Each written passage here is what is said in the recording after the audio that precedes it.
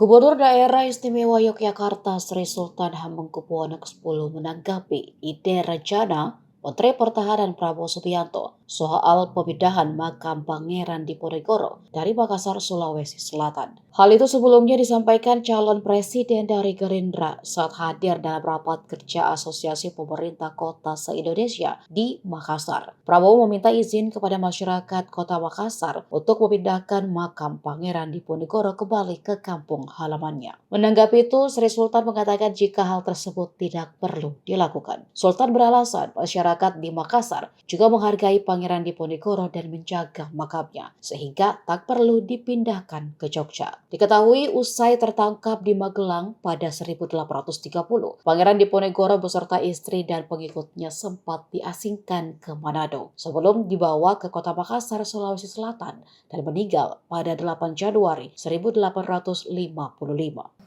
Di kota ini juga ada makam Pangeran Diponegoro yang dibuang dari daerah asalnya, dan tidak ada salahnya kita berpikir apakah tidak di alam merdeka,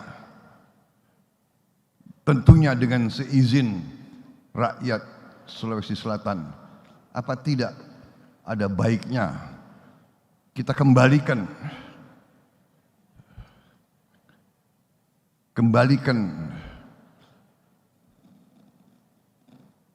makamnya Pangeran Diponegoro ke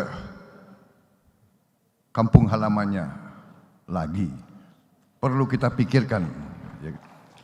Seorang yang berjuang tertawan oleh musuh, puluhan tahun dibuang, tidak boleh kembali ke kampung halaman. Masa di saat Indonesia merdeka mungkin saya